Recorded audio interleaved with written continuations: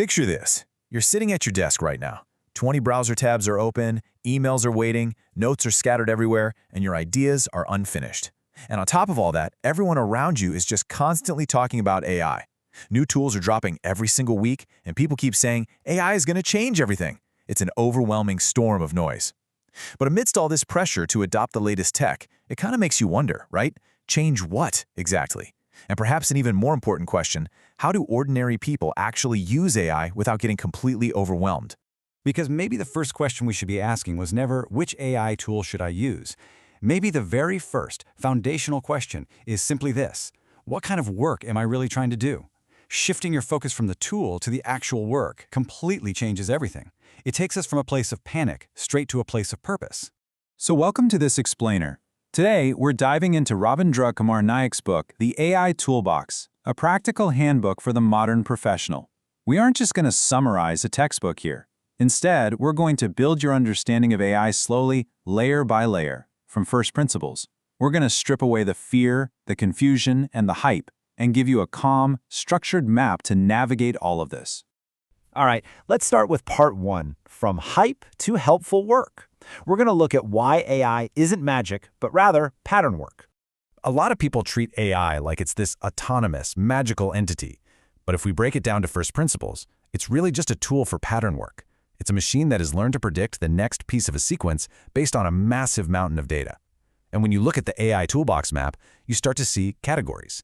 Things like chat tools, research tools, image and audio tools, video tools, code companions, productivity tools, and data tools. Categorizing the chaos turns it into a map. And a map isn't useful because it shows you every single tree. It's useful because it helps you know exactly where you are. When you hear about a new tool and you can just drop it into one of these buckets, it takes all that overwhelming noise and actually makes it navigable. It doesn't make the learning smaller, but it absolutely makes the field far less frightening. But before we go any further into the tools themselves, there is a profound truth we really need to anchor ourselves to. Performance is not the same as personhood. You might look at a chatbot and think, wait, is this thing actually intelligent?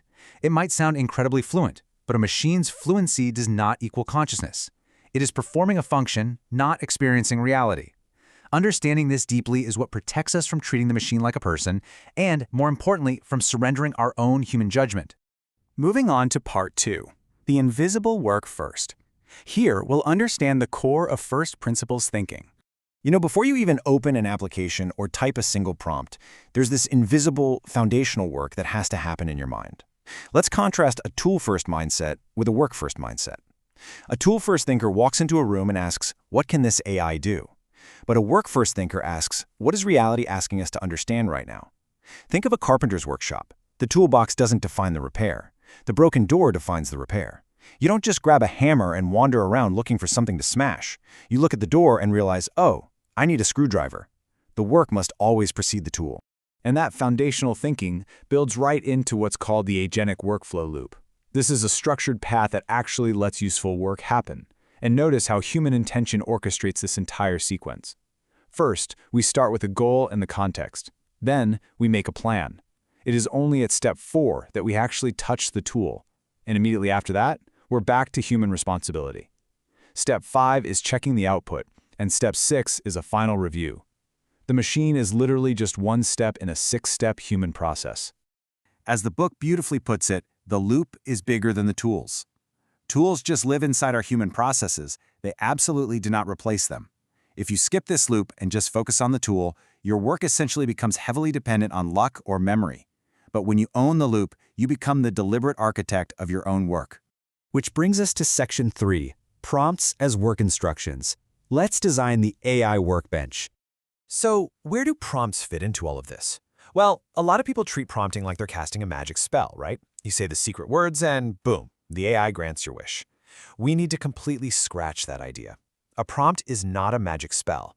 It's a work order. You're designing a clear, structured workbench for the AI. And there are 5 crucial elements to its shape.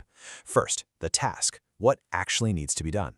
Second, the context. What's the background info? Third, the boundary. What are the limits, the tone, the things it must absolutely avoid? Fourth, the output shape. Do you want a table, a checklist, a paragraph? And fifth, the check. What are the criteria for a successful review? By explicitly stating these 5 things, you act as a safe fence for the AI. You are shaping exactly what the model pays attention to.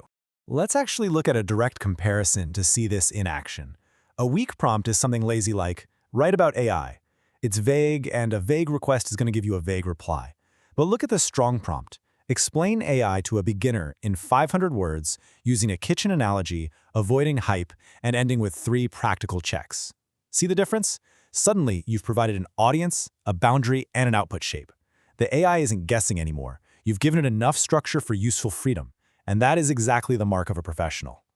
All right, part 4, verify before you trust. Let's build that trust ladder. Here's the reality. AI can amplify errors, false confidence, and hallucinate just as easily as it can tell the truth. Because of that, verification is an act of stewardship. It's about caring for the people who will eventually rely on the answers you provide. And to do this, we use verification gates. Trust in an AI's output must be earned layer by layer before you take any real-world action. First, the source gate. Where did this come from? Then the scope gate. What exactly does this apply to? The evidence gate. What actual facts support this claim? And most importantly, the consequence gate. What happens if this is wrong? If the consequence is high, like we're talking health, law, or finance, that verification has to be absolute. And that leads us to a really crucial realization. Trust is local, not universal. Just because an AI is fantastic at drafting a polite email to your boss absolutely does not mean it is trustworthy when interpreting a legal contract. Trust doesn't just transfer automatically across domains. Every single time you start a new task, you have to rebuild that trust ladder from the ground up. Next up is Section 5, the thinking gym, keeping the human mind awake. Think about it. If we let machines do all the drafting and generate all our answers, how do we keep our own mind sharp? Well, we have to train at the stations of the mind gym to make sure our cognitive muscles don't atrophy. You observe the problem, you split it, you chunk the mountain into smaller pieces, you represent it visually, you give it your full attention, you ask clarifying questions, you test your assumptions, you revise based on feedback, and finally, you teach it to someone else. Full capacity thinking means running through these complete loops, not just memorizing quick, isolated tricks. Because a mind that only consumes machine outputs, it eventually forgets how to build its own logic. And the ultimate piece of equipment in that gym is the first principles ladder. This is the practice of breaking a problem all the way down to its most basic, undeniable truths before rebuilding it clearly. This method empowers you to strip away all the confusing AI jargon and find the actual workable logic underneath. You don't ask what sounds advanced. You ask, what is this thing actually made of? And what problem is it really solving? Which brings us to Section 6, Human and AI Together, the intersection of speed and wisdom. This is where we define the ultimate collaborative relationship between human judgment and machine assistance. It's this beautiful intersection where the speed of a machine meets the wisdom and accountability of a human being. Just look at this clear division of labor. The AI's role, it generates, drafts, organizes, and speeds things up. It is the engine of velocity. But the human's role is irreplaceable. We decide. We provide the nuanced context, we own the actual meaning, and we alone bear the responsibility. A machine cannot be held ethically responsible. Only a human can. And that is exactly why human review is so critical.